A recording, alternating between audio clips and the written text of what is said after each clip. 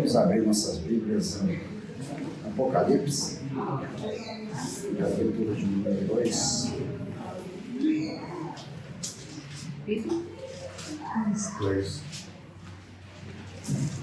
Apocalipse, capítulo de número 2.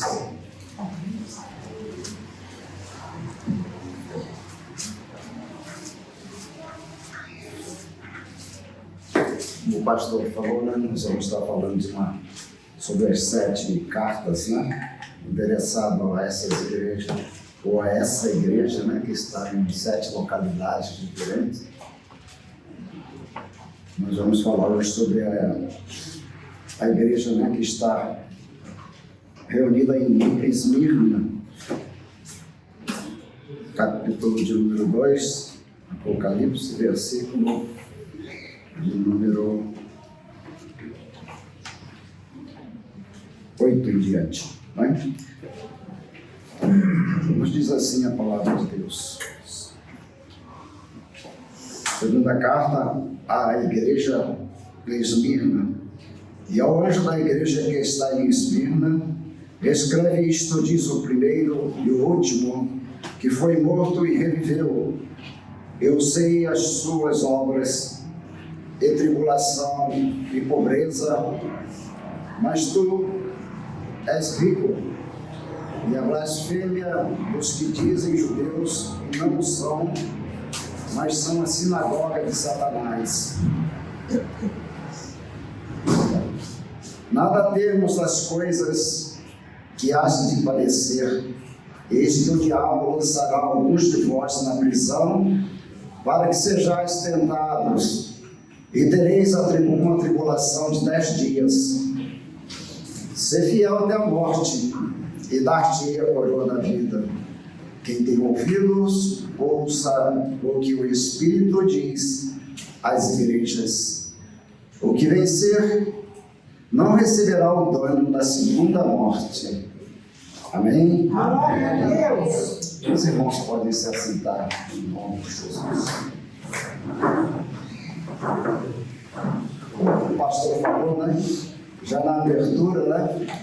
Eu já fiquei satisfeito, já podia ir embora satisfeito, né? Com o que Deus já nos falou aqui esta manhã. Eu peço ao Espírito Santo, né? Que me dê a sabedoria para falar aquilo que provém dele e não de mim, porque se fosse falar de mim eu não teria muito o que falar.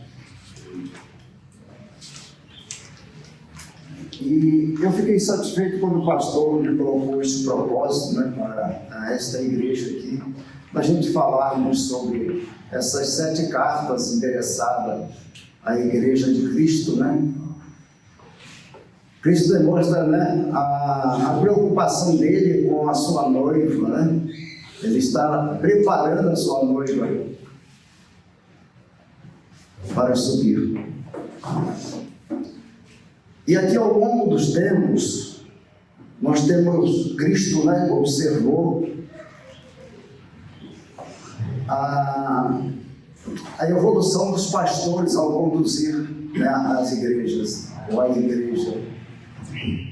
Até o tema dessa mensagem é a evolução doutrinária dos pastores, né? E essas 7 cartas, Jesus ele envia não às igrejas. Aqui ele está endereçando cada carta a um pastor. Aqui nós temos que entender a metáfora, né, que diz nesta carta, porque ela é endereçada ao anjo de cada igreja. E esta metáfora, anjo, ela significa pastor de cada igreja. Jesus usa essa metáfora de chamar de anjo o pastor que está na direção de cada uma dessa igreja que está nessas 7 localidades. E as cartas são endereçadas a esse anjo. O que significa anjo? Anjo é mensageiro, né? Significa aquele que recebe a missão de entregar uma mensagem, né? O anjo tem essa função. Por isso que os pastores aqui são considerados, né, por Jesus Cristo. Ele manda o servo dele, João, escrever aos 7 anjos, né, da igreja que está. Semana passada foi falado sobre a igreja de Éfeso, né? E hoje eu vou falar sobre a igreja de Esmirna. Essa igreja de Esmirna, só para a gente se situar no contexto, né, de onde está Esmirna. Esmirna é uma cidade que hoje ainda ela existe, ela está na Turquia, né, onde é a Turquia hoje. É uma igreja situada ali à margem do mar Egeu, para a gente se situar geograficamente.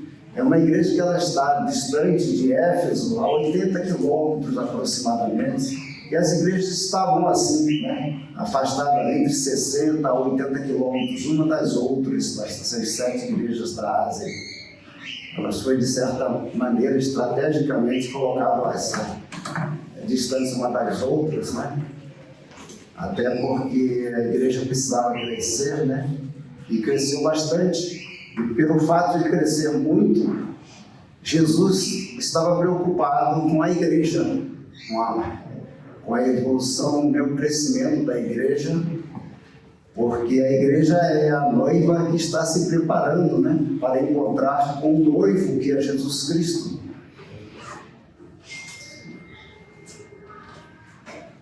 Então, o autor de Apocalipse, né, que é Jesus Cristo, né, hoje o escritor de Apocalipse é João, ele escreve sobre essas 7 igrejas que surgiram, né, ao longo do tempo. E com o crescimento, como em toda a sociedade, quando começa a crescer muito, ela começa a surgir alguns probleminhas, né? E a preocupação de Cristo, que ele não quer que ninguém se perca, segundo ele tem a palavra, que ele diz que a vontade de Deus é que todos se arrependam e sejam salvos, é que ninguém se perca. E por isso essa preocupação de Jesus para com a igreja, a igreja que ele espera receber nas alturas um dia, ele se preocupa com aquilo que a igreja pode estar saindo fora do regulamento. Glória a Deus. E ele vai aparando essas arestas. Então ele escreve para cada igreja que tinha uma deficiência. E por felicidade, essa igreja de Esmirna era uma das 7 igrejas. Ela e Filadélfia foram as 2 únicas igrejas que Cristo não encontrou repreensão a fazer. E essa igreja de Esmirna, ela tinha, né, ela tinha algo que a ser elogiado por Jesus. Ela era uma igreja pobre, materialmente, financeiramente falando, mas espiritualmente Jesus considerou uma igreja rica. Ele dizendo que ele estava preocupado. Por que ele estava dizendo isso? Porque lá na igreja de Laodiceia nós vamos ver que lá Jesus tem algo a colocar de errado naquela igreja. Era uma igreja que se achava rica. Eles tinham tudo, eles diziam que nada faltava para eles, possuíam tudo. Eles tinham propriedades, tinham riqueza material e nada lhes faltava. Por isso que Jesus está dizendo aqui para essa igreja de Esmirna: vocês são pobres financeiramente, mas são ricos espiritualmente.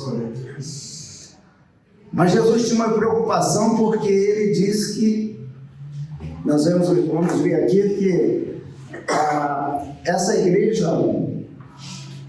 ele tem uma profecia passar para essa igreja, que essa igreja deve passar por uma tribulação.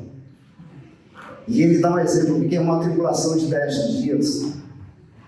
Muitas das vezes a gente fica, né, lê e não entende o porquê. Por que 10 dias? No próprio versículo você não encontra essa explicação. no próprio capítulo, né, você vai ler, você não vai encontrar explicação. Por quê? O que é esta tribulação de 10 dias? Né? O livro de Apocalipse, muita gente nem gosta muito de entrar, né, nessa seara aí de Apocalipse, de pregar, porque é um livro muito complexo, né? Ele é cheio de metáforas, de analogias, né? E Jesus aqui ele usa de uma analogia, ele vai buscar algo que aconteceu com Daniel. Está lá no livro de Daniel, no capítulo de número 1, né? Nós podemos ver, vai explicar o que é esta tribulação de 10 dias que essa igreja está, Deus está, né? Jesus está prevendo que eles vão passar por uma tribulação. O que é uma tribulação de 10 dias?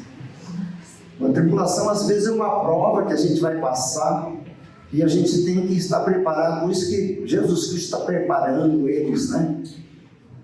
Que aquele povo, eles entendiam bem, né? Eles tinham escrito, né, o Velho Testamento, os profetas, né? O escrito era do conhecimento deles, saber.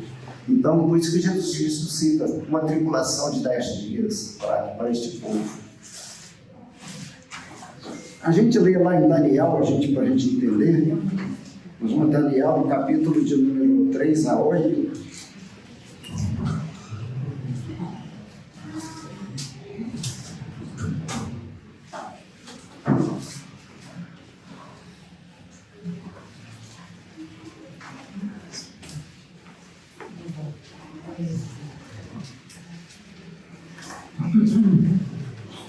Versículo de número 3 diz assim: E disse o rei a Aspenaz, chefe dos seus eunucos, que trouxesse alguns dos filhos de Israel e da linhagem real e dos nobres, mancebos em quem não houvesse defeito algum, formosos de parecer e instruídos em toda a sabedoria, sábios em ciência e entendidos no conhecimento, e que tivessem habilidade para viverem no palácio do rei, a fim de que fossem ensinados nas letras e na língua dos caldeus.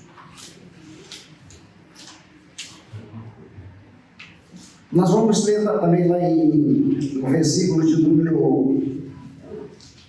número 3, do 12 a 15, para a gente entender bem sobre o que essa mensagem, né, vai de encontro ao que está lá, que Jesus falou sobre 10 dias. Diz assim, ó, versículo número 12 até o 15: Experimenta, peço-te, os teus servos 10 dias. Está vendo? Aqui está falando sobre os 10 dias. Fazendo que se nos deem legumes a comer e água a beber. Então se veja diante de ti o nosso parecer e o parecer dos mancebos que comem a porção do manjar do rei. Prestar atenção nessa manjar do rei que é, né? E conforme vires, te ajas com os teus servos. E ele conveio nisto e os experimentou 10 dias. E ao fim dos 10 dias, apareceram os seus semblantes melhores. Eles estavam mais gordos do que todos os mancebos que comiam porção do manjar do rei. Amém? Até aqui só. O que nós entendemos aqui nessa analogia que Jesus Cristo faz com essa tribulação que essa igreja deve passar por 10 dias? Muitas das vezes nós também somos tentados, né? O diabo, ele, às vezes, ele nos oferece um cardápio diferenciado das coisas que a gente, às vezes, até gosta muito. E nós temos que estar vigiando, preparado para saber recusar esses manjares nesta hora. E era disso aqui que Jesus estava falando com essa igreja. Esteja preparado. Aquele que está de pé, cuide para que não caia nessas armadilhas que o diabo vai preparar. para a igreja, para cada um de nós. O diabo está sempre preparando algum manjar diferente para nos oferecer, para nos tentar. Ele vai tentar de todas as formas nos desviar do caminho.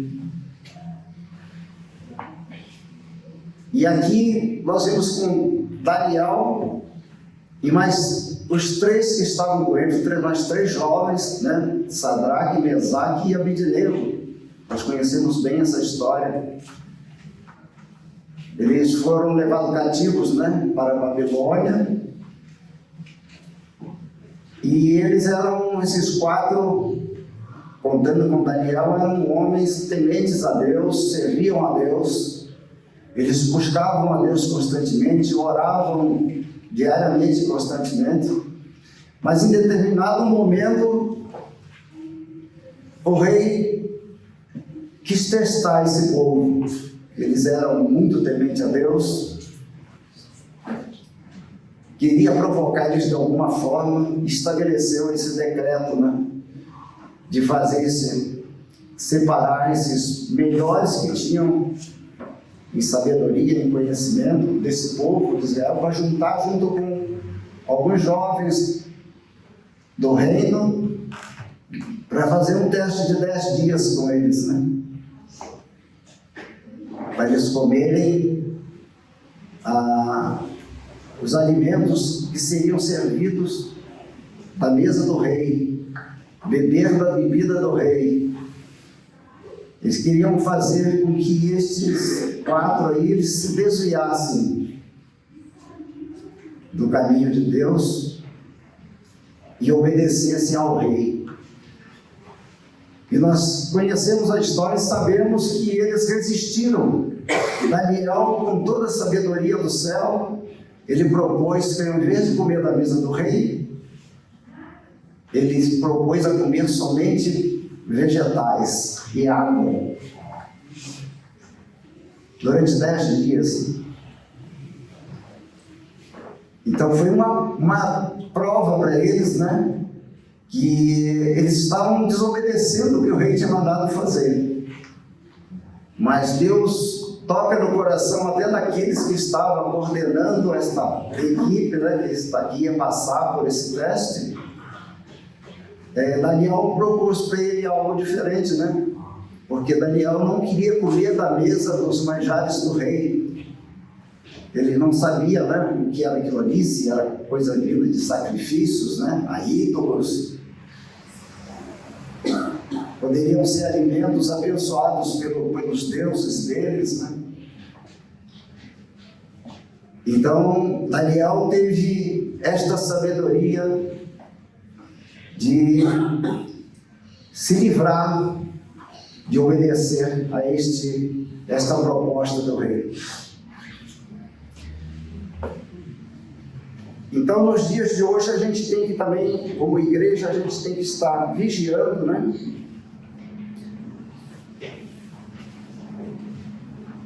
Para que a gente não venha a cair nessas tentações que a igreja deve passar, né?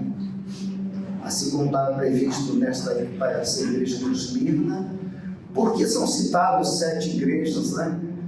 Essas igrejas não são citadas por acaso, são modelos de igrejas que existem, né? Desde lá, quando começou, até os nossos dias atuais.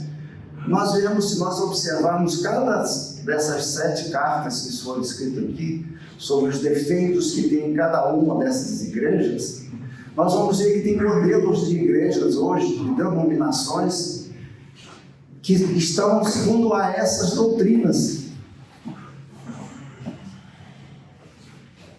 Nós vemos isso aí claramente hoje. Cada denominação tem uma doutrina diferente uma da outra. E nós vamos ver que cada uma às vezes se encaixa perfeitamente dentro de determinada igreja dessa. Quer seja da igreja de Éfeso, de Esmirna, de Sardes, de Pérgamo, né, de Filadélfia, de Laodiceia, de Atira. Cada uma dessas igrejas é um modelo que Jesus usou como analogia para mostrar o que está acontecendo com a igreja dele, com o passar dos anos, como vem até chegar na atualidade. Se nós vamos pegar a igreja de Laodiceia, por exemplo, né, que é a última, nós vamos ver que a igreja de Laodiceia hoje, nós temos várias denominações que nós podemos espelhar essa igreja. A igreja que prega muita riqueza, que está hoje, né, mais em evidência que nós vemos, por exemplo, a Igreja Universal. O que é mais pregado lá, o que é mais difundido lá, né? O atrativo dessa igreja é a prosperidade, é a fama. E ela é usada até como, né, para fazer marketing. Nós vemos hoje, eles pegam atletas e o atleta fala: eu sou, né, judoca, eu sou medalha de ouro em tal lugar, na Olimpíada tal, e no final fala: eu sou a Universal. Quer dizer, é usada como marketing na igreja. Então a igreja de Laodiceia estava mais ou menos igual ao que está, né, esta denominação. Eles eram ricos, nada faltava a eles, mas Jesus falou que eles eram miseráveis e pobres. Eles não eram nem quente nem frio, né? Eles eram mornos. Eles falavam de Deus, né, como falam na igreja, né? Eles buscam o Espírito Santo, fazem tudo, mas faz uma mistura, né, de comércio com igreja, de empresa com igreja. Isso se torna a igreja morna. Ela não é quente nem fria. Ora parece quente, né? Eles estão pregando o evangelho, falando, mas ora eles estão buscando outras coisas que não a salvação. E muito pouco se fala de salvação. Aqui nesta carta, Jesus está tratando uma igreja preocupada com a igreja para alcançar a salvação.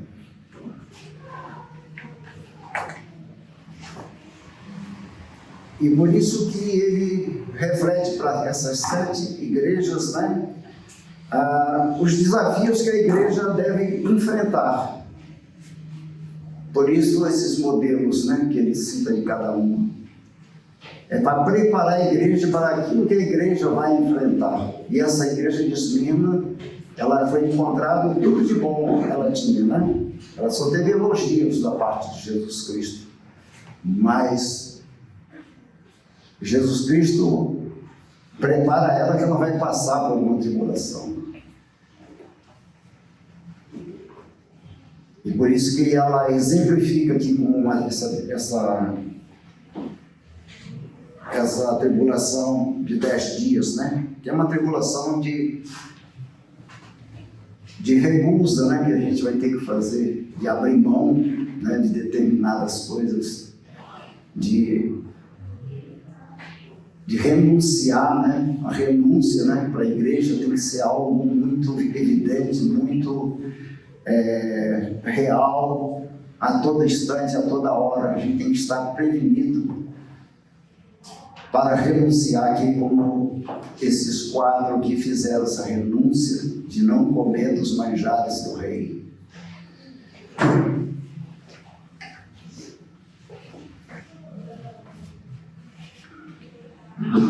Nós vemos lá no versículo de número 8, né, então, Jesus se identifica como o eterno Redentor de Israel, né, que abriu o caminho por meio da morte, né, para a vida através da ressurreição. E esse caminho que ele abriu para toda a humanidade, um meio para que a humanidade pudesse obter a salvação, né? Por isso que ele se apresenta dessa forma, como eterno Redentor de Israel.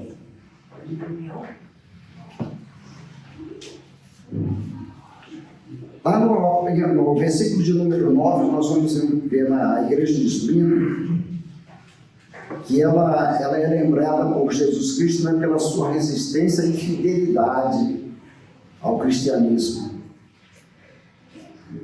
mesmo em meio às dificuldades e perseguições. Nós vemos que lá, né, nessa cidade de Esmirna também, era uma cidade que ela era habitada por muitos judeus. Ela tinha uma presença muito forte dos judeus nessa cidade. De judeus que eles eram opositores ao cristianismo.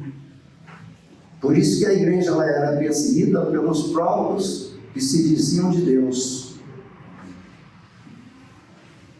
que adoravam Deus, né? Que tinham Abraão como pai. Eles defendiam isso, mas eles perseguiam o cristianismo. Então o cristianismo enfrentou muita dificuldade aonde não deveria ser, né? Dentre aqueles que eram povo de Deus. E ele está alertando aqui essa igreja para ficar atento a isso aí, que nós vamos também dentro do nosso meio, do nosso grupo, às vezes nós vamos sofrer por oposições também. Nem todos dentro no mesmo grupo, né? Ele tem o mesmo pensamento, a mesma opinião, né? Diverge às vezes de entendimento. Às vezes quem está pregando de uma forma que ele entendeu, como ele entendeu.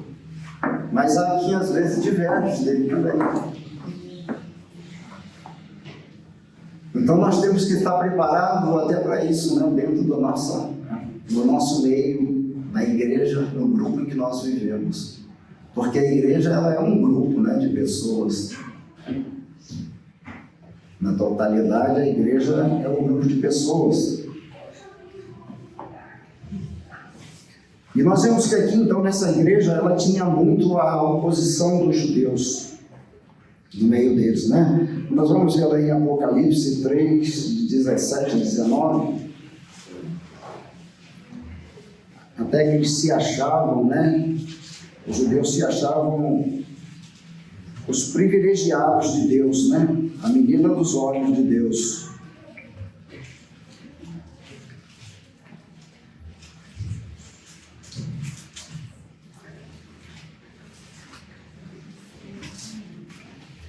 Apocalipse 3, 17.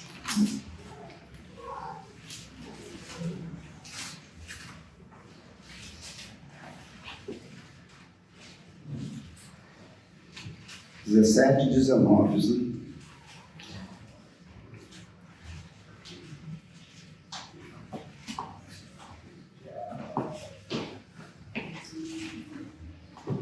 Aliás, é Tiago, tá? Tiago 2,5, aliás, queria falar primeiro.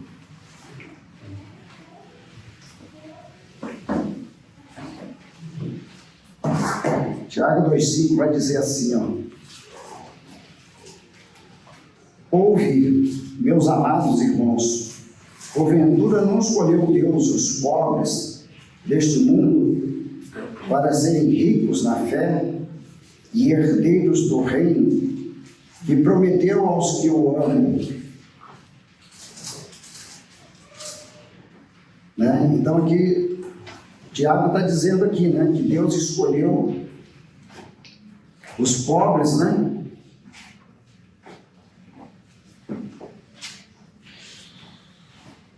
para serem ricos na fé.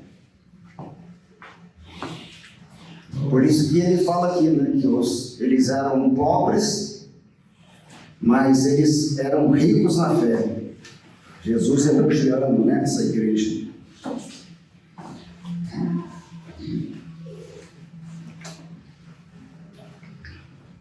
Lá no versículo de número 9, né, da mensagem, a gente vai ver que Jesus, né, diz que conheço a blasfêmia dos que dizem ser judeus, mas não são, sendo antes sinagoga de Satanás. Né? Nós vemos aqui em Tiago 2,10, né, fala muito bem disso aqui, né?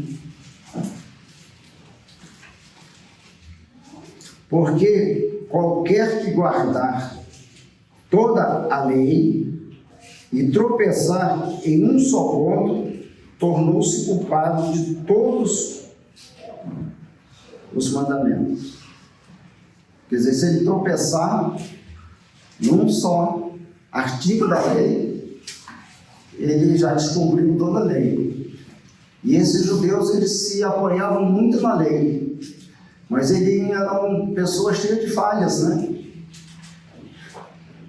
Eles contrastaram Jesus, falou várias vezes, né? Se apoiando na lei, citando os profetas, mas Jesus, dentro da própria palavra de Deus, colocou eles no lugar deles, né? Mostrando a eles que eles se apoiavam na lei, mas na verdade eles estavam contra o Filho de Deus, contra o Messias, ao ponto de Jesus ele chamar eles de sinagoga de Satanás. Por isso eles congregavam, falavam de Deus, se apoiavam na lei, mas eram contrários ao cristianismo. Eles estavam perseguindo o cristianismo, e perseguindo o cristianismo eles estavam perseguindo a Cristo, o Filho de Deus, né? Então, nada mais, nada menos que por isso Cristo chamou ele de sinagoga de Satanás.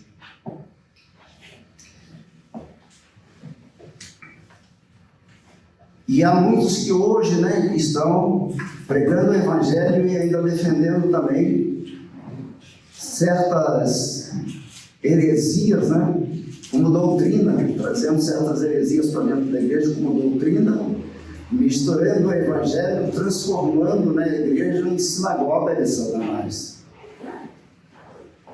Porque eles estão na direção, dirigindo o rebanho e estão ensinando erradamente. Como Cristo falou certa vez, né, que os sacerdotes, eles ficavam à entrada da porta, eles não entravam e nem deixavam os outros entrarem, né? Eles serviam de pedra de tropeço ali, né?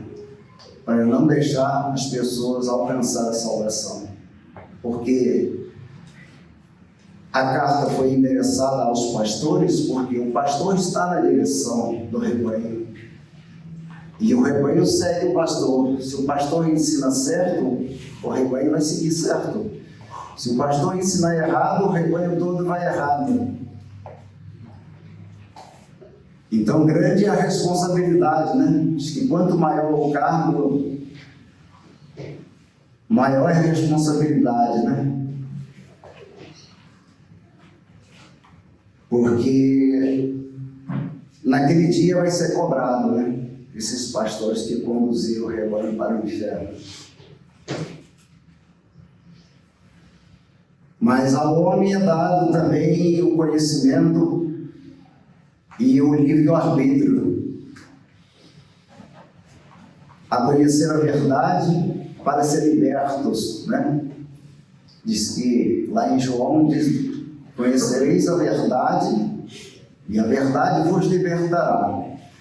Então todos nós temos a liberdade para conhecer a verdade. Glória a Deus.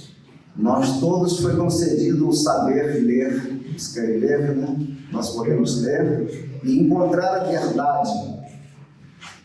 Para assim, até determinado momento, você pode estar seguindo a um pastor que está errado. Mas a partir de que você conhece a verdade, você já não pode mais ser considerado como inocente. E você tem que tomar o caminho da verdade. E eu acredito que muitos daqueles que aqui estão nesse ministério estão por isso. Caminharam até certo ponto, doutrinado por um pastor, por um líder religioso que estava na direção. Mas em certo momento cada um de nós conheceu a verdade e essa verdade nos libertou e por isso estamos aqui. Glória a Deus. Glória a Deus. Deus é bom. Glória a Deus. Nós vamos ler aqui em João, capítulo de número 8.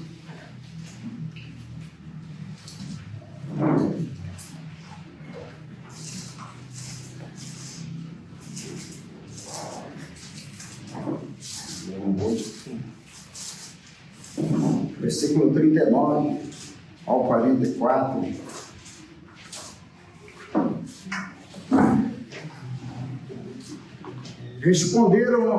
Responderam e disseram-lhe: nosso pai é Abraão. Jesus disse-lhes: se fosses filhos de Abraão, farias as obras de Abraão. Mas agora procurais matar-me a mim, homem que vos tem dito a verdade, que de Deus tem ouvido. Abraão não fez isto. Vós fazeis as obras de vosso pai? Disseram-lhe, pois, nós não somos nascidos de prostituição, temos um pai, que é Deus. Disse-lhes, pois, Jesus: se Deus fosse o vosso pai, certamente me amarias, porque eu saí e vim de Deus, não vim de mim mesmo, mas Ele me enviou. Por que não entendeis a minha linguagem, por não poderdes ouvir a minha palavra? Vós tendes por pai ao diabo, e quereis satisfazer os desejos de vosso pai. Ele foi homicida desde o princípio, e não se firmou na verdade, porque não há verdade nele. Quando ele profere mentira, fala do que lhe é próprio, porque é mentiroso e pai da mentira. Amém? Nós vemos aqui Jesus Cristo classificando esses judeus, que eles se achavam, filho de Deus. Mas aí Jesus está dizendo para eles: se vocês fossem de Deus, fariam a vontade dele, Ouviria, o que Cristo estava falando, porque Cristo está dizendo aqui: eu vim dele, eu vim do Pai, eu sou filho dele, eu sou enviado por ele, e vós não me aceitais, E se dizem filho de Deus. Por isso que Jesus está dizendo, falou aqui nesse versículo, de sinagoga de Satanás. Eles se achavam que estavam servindo a Deus dessa forma, mas estavam contrário ao Filho de Deus,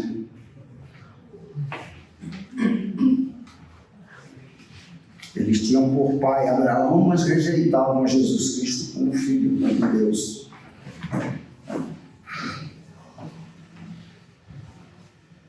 E eles defendiam muito, a circuncisão, e por isso eles se achavam um povo diferente,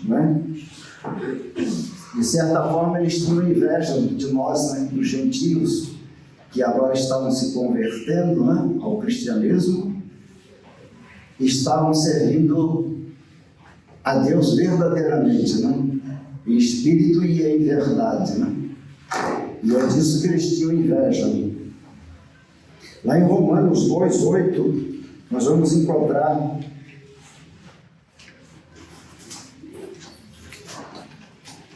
Romanos 2:8.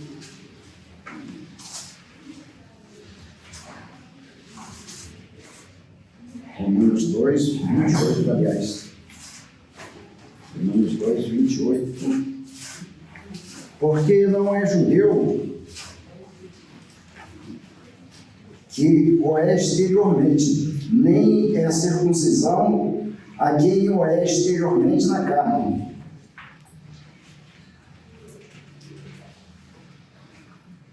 Mas é judeu o que o é no interior, e circuncisão a que é no coração, no espírito, não na letra, cujo louvor não provém dos homens, mas de Deus, Aqui Jesus está, Paulo aqui escrevendo aos Romanos, ele fala que aquele que se vangloria, na circuncisão, muitas das vezes ele está interiormente, ele está, como Jesus falou, com o sepulcro caiado, Por fora é bonito, branquinho, todo caiado de branco, mas por dentro é só podridão. E os judeus, eles estavam dessa forma, vivendo dessa forma, gloriando na circuncisão, que era algo que era apresentado fisicamente, né, exteriormente, mas na verdade Jesus estava dizendo que a verdadeira circuncisão, o apóstolo Paulo também aqui, ele falando aos Romanos, ele fala que a verdadeira circuncisão é aquela que é feita no coração, pelo Espírito Santo. E só o Espírito Santo pode fazer essa circuncisão em nosso coração. Então, no Espírito, nós temos que ser circuncidados no coração. Porque Cristo, ele olha ao coração, ele não olha ao exterior. Ele não julga como o homem julga, né? Pelo exterior, pela aparência física, pela beleza exterior. Ele olha pelo coração. E ele sabe aquele que está circunciso no coração e aquele que não está. Então, a verdadeira circuncisão tem que ser no coração.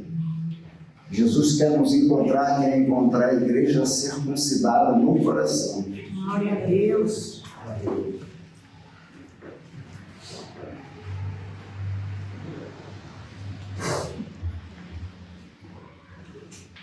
Porque Jesus, não é porque estou citando esse versículo, porque lá no versículo de capítulo 2:9, lá está dizendo a parte deles que Jesus diz, né? Conheço o blasfemo dos que dizem ser judeus, mas não são, né?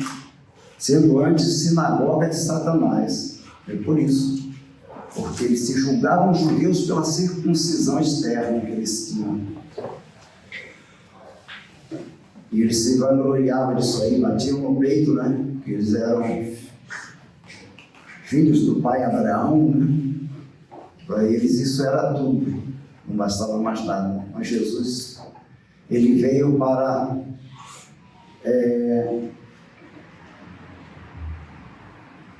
dizer o que realmente ele quer.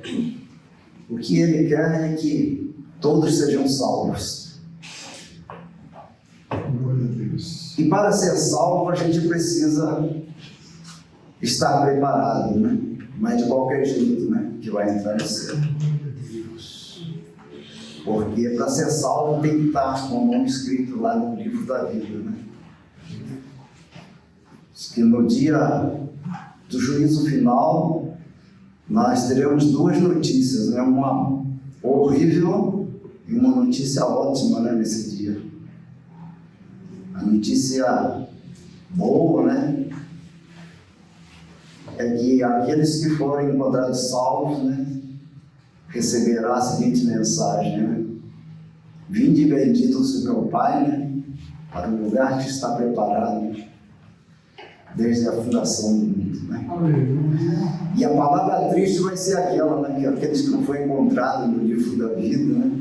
Afastai-vos de mim que eu não vos conheço, né? E será lançado no lago de fogo, lugar de morte eterna, onde não se tem mais possibilidade nenhuma, né? Não tem mais oportunidade. A oportunidade, ela é agora, já, né? Depois de morto, acabou. Então, essas duas notícias vão ser dadas nesse dia. Só tem essas duas. Não vai ter um meio termo, né?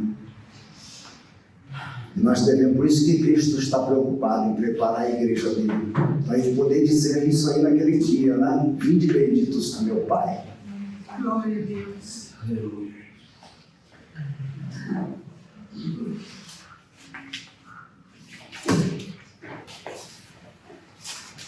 Glória a Deus.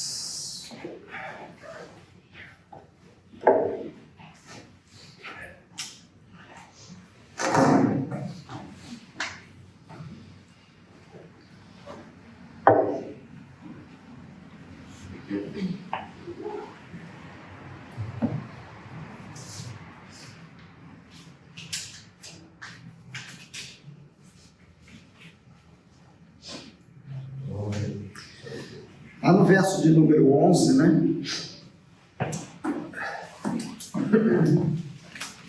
A gente vai... Jesus fala sobre ao que vai ser dado, né? Ao vencedor, né? Pela fidelidade diante da morte. Vai dizer que está imune também à segunda morte, né? Meu Deus. Aqueles que vencerem, né? Esse vai estar imune, né? À segunda morte, né? E é triste, né? Aqueles que vão enfrentar essa segunda morte, né?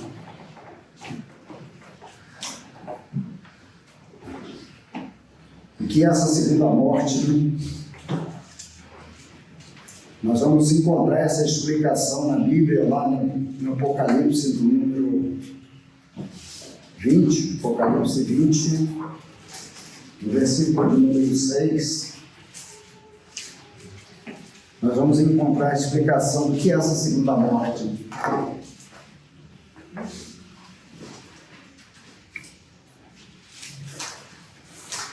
Diz assim, ó: bem-aventurado e santo aquele que tem parte na primeira ressurreição. Sobre esses não tem poder a segunda morte. Sobre esses da primeira ressurreição, né?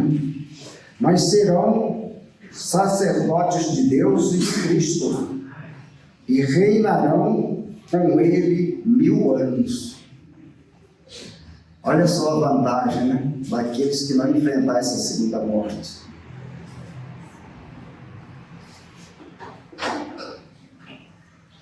Porque a segunda morte, ela está lá no versículo de número 14, vai explicar, e diz assim, ó: e a morte e o inferno foram lançados no lago de fogo. Esta é a segunda morte. Porque a própria Bíblia, ela explica, ela fala, né? Lá está falando sobre a segunda morte. Muitas das vezes a gente precisa buscar explicação na Bíblia o que é que quer dizer essa segunda morte, senão a gente vai ficar em dúvida, né? Até para a gente querer evitar, né, de estar nela, né? A gente não querer estar, né, nessa segunda morte. Você vê que até nessa segunda morte parece uma opção, né? Uma alternativa que tem. Você não morreu na primeira, você tem a oportunidade de morrer na segunda. Mas ai desse de morrer na segunda, né? Porque não tem mais chance nenhuma, né? A que resta é o lago de fogo. Até o inferno vai ser jogado nesse lago de fogo. Significa que o lago de fogo é mais quente do que o inferno, né? Então aqui está a explicação do que é esta segunda morte, né? Que aqueles que não forem arrebatados, não forem no juízo final, não forem encontrados escritos no livro da vida, esses que não forem encontrados lá vão ser jogados nesse lago de fogo, né? Essa vai ser a segunda morte para eles. E nós ficaremos só na primeira e ressuscitados, né? Vivos para sempre. Glória a Deus. Então, no versículo de número 11, ele vem nos dizer, né? Ele está dizendo assim, né, que ele está de pé, cuide para que não caia, né? Este é o entendimento que nós devemos ter. Nós vamos ver lá em Colossenses.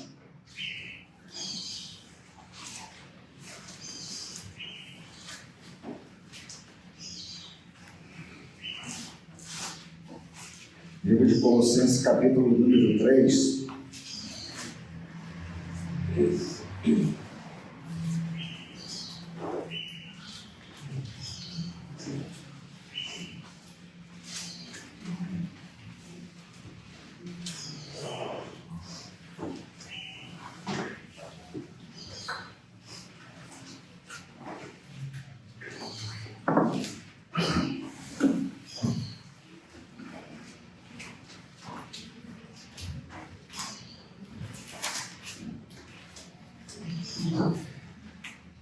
Colossenses capítulo número 3, versículos 1 a 4.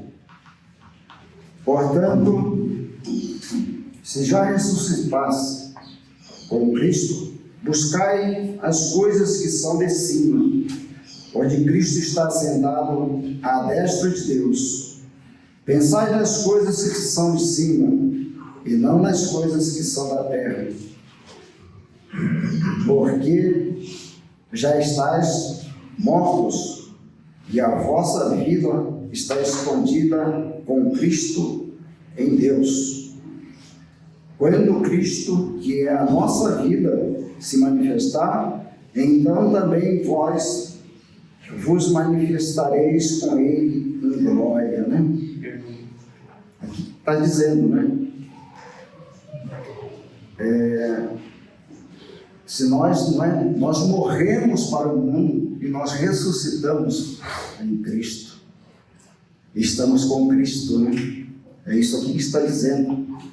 Para a gente não cuidar mais das coisas que são daqui da terra, quando a gente morreu para este mundo, a gente tem que se desligar dessas coisas da terra, não buscar mais as coisas deste mundo, mas buscar as coisas do alto, as coisas do reino de Deus. A gente tem que nos preocupar com as coisas de Deus, com as coisas do céu, com as coisas que nos levam à salvação. Aquilo que não nos leva à salvação não nos interessa mais, se nós estamos agora ressuscitados em Cristo. Glória a Deus. É isto que a palavra está nos dizendo. Por isso que essa preocupação, que a gente deve estar sempre atentos, né? Para não cairmos em tentação alguma. A gente estarmos sempre preparados, né? Sempre olhando, vigiando, para não cair nas tentações desse mundo. Porque nós não somos mais desse mundo. Se nós aceitamos Cristo como nosso Salvador, nós temos um objetivo a alcançar. Esse objetivo é a coroa da vitória, a coroa da salvação. É estarmos um dia morando no céu junto com Jesus, né? Esse tem que ser o nosso objetivo principal. Amém.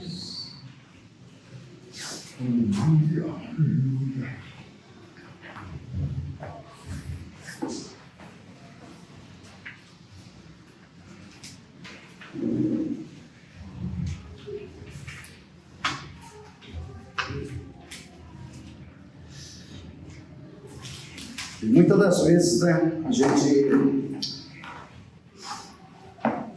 gente fala de Jesus para muitas pessoas, a gente fala da salvação, e muitas pessoas levam pelo lado da religião, né? E o inimigo a todo instante, né, ele está com aqueles que ainda não aceitaram Jesus como Salvador.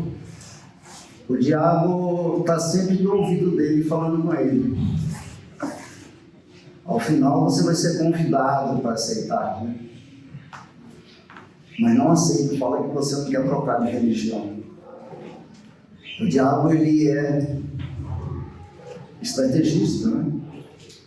Ele sabe usar as palavras corretas, que a pessoa vai se, né, aceitar muito bem essa palavra. Os irmãos podem perceber que, às vezes, né, no final, muitas igrejas têm esse costume de fazer um apelo no final. Aqui a gente, né, praticamente a gente não tem, eu acho que ninguém aqui que ainda não aceitou Jesus, né? Mas tem muitas igrejas que a gente vai pregar no final, tem muitos visitantes, né, que ainda não decidiram em aceitar o Evangelho de salvação. Então o diabo fica colocando no lugar. Com defeito o apelo, o diabo fala que você não quer trocar de religião. Confunde a cabeça deles. E a gente não está pregando religião, né? A gente está falando de salvação. Mas o diabo fala para ele, fala que você não aceita trocar de religião. E muitos falam, por enquanto eu vou ficar na minha religião, eu sou católico, meus avós eram católicos, meus pais, e eu também continuo, por enquanto eu vou continuar católico. Ele, sabe, o diabo fez com que ele não entendesse nada do que estava sendo pregado. Em momento nenhum, a gente, quando está pregando a palavra de Deus, a gente não está falando de religião, e sim de salvação. Mas na cabeça deles, o diabo coloca que é de religião. Eles estão ouvindo, né? Eles estão ouvindo falar de religião. Ele fala, não, eu sou espírita, sempre fui espírita, não quero, não vim aqui só para visitar, para conhecer, mas eu não quero trocar de religião. E é difícil colocar na cabeça deles, nós não estamos pedindo para trocar de religião, né? Nós estamos falando de salvação. E muitos entendem, né? Que está dentro de uma congregação para falar de religião. E esse não pode ser o objetivo. O objetivo tem que ser a salvação, né? Tem que ser a preparação de nós como noiva. A noiva, ela tem que estar sendo preparada para ser aceita pelo noivo.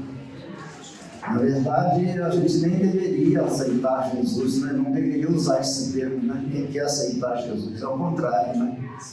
Quem quer se preparar para Jesus aceitar você? Né?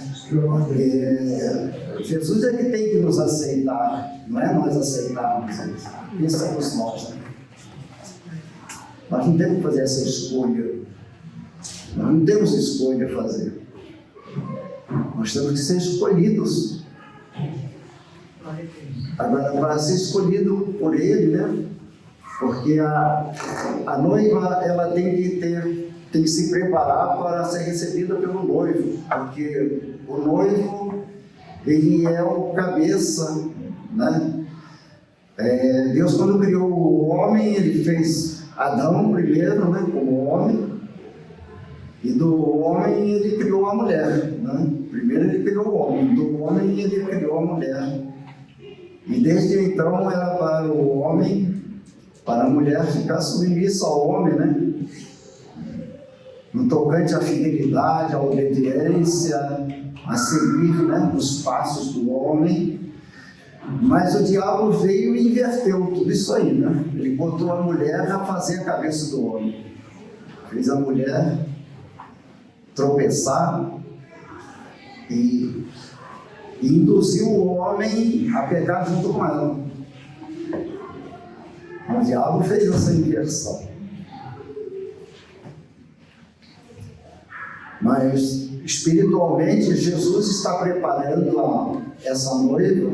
Ele quer uma noiva que seja fiel. Ele, como noivo, ele espera isso da sua noiva, né? Fidelidade, amor. Primeira coisa, o amor, né?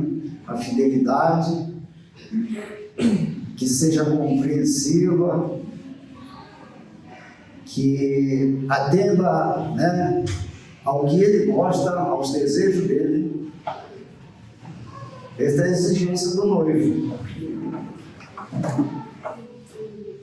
E trazendo aqui para o material, para a igreja, né, nós temos que estar nos preparando dessa forma, para que nós sejamos aceitos pelo noivo. No dia do arrebatamento, ele vai estar lá nas nuvens para receber a noiva. E quem vai subir? Quem estiver preparado, quem estiver em conformidade com o desejo dele, com a vontade dele, vontade do noivo, o desejo do noivo. Tem que ser aquela que se encontrar fiel ao noivo, né? Que estiver com todo o amor ao noivo. Porque o primeiro mandamento nos diz, né, que nós devemos amar a Deus sobre todas as coisas, de todo o seu coração, com todo o seu entendimento, com toda a sua justiça, com toda a sua força, com todo o seu coração. Esse é o primeiro mandamento. Então tem que ser tudo com intensidade. Não pode ser nada mais ou menos. Tem que ser completo. A primeira coisa. E o noivo vai estar esperando a gente com esse coração, com tudo isso, dessa forma, cumprindo esse mandamento, desta forma. Amém? Amém. Eu vou parar por aqui, né? O versículo foi muito pequeno, mas o Espírito Santo sabe o que nós precisamos saber. Nós sabemos, o Espírito Santo sabe qual é o desejo de Jesus e o que Ele espera de cada um de nós. E às vezes não é pelo muito falar, né, que as coisas são entendidas e explicadas. Mas às vezes muito mais pelas nossas atitudes, pelas nossas ações. Então nós temos que nos preocupar, né, como igreja, para ser como essa igreja de Esmirna, uma igreja que foi encontrada por Cristo, uma igreja pobre financeiramente, mas rica espiritualmente. Esta igreja que nós devemos nos espelhar. E como essa igreja também estava previsto a ela, Cristo preveniu que ela ia passar por uma grande tribulação, nós devemos também ser uma igreja preparada para enfrentar grandes tribulações. E para enfrentar grandes tribulações, nós temos que estar em conformidade com o desejo do noivo. E para isso nós temos o Espírito Santo, né? Nosso companheiro, nosso ajudador, aquele que nos fortalece naqueles momentos de nossas fraquezas. O Espírito Santo está ali para nos fortalecer. Por isso que Paulo diz lá em Filipenses, né? Tudo posso naquele que me fortalece. Eu posso no Espírito Santo porque é Ele que me fortalece. Eu tendo o Espírito Santo comigo, eu sendo circuncidado no coração pelo Espírito Santo, eu tenho certeza que eu tudo posso nele. Ainda que as dificuldades venham, ainda que a tribulação venha, eu vou estar preparado. Nós temos que ter essa fé e essa certeza em nosso coração, que nenhuma tribulação vai nos afastar do amor de Cristo. Amém? E a Deus todas as glórias.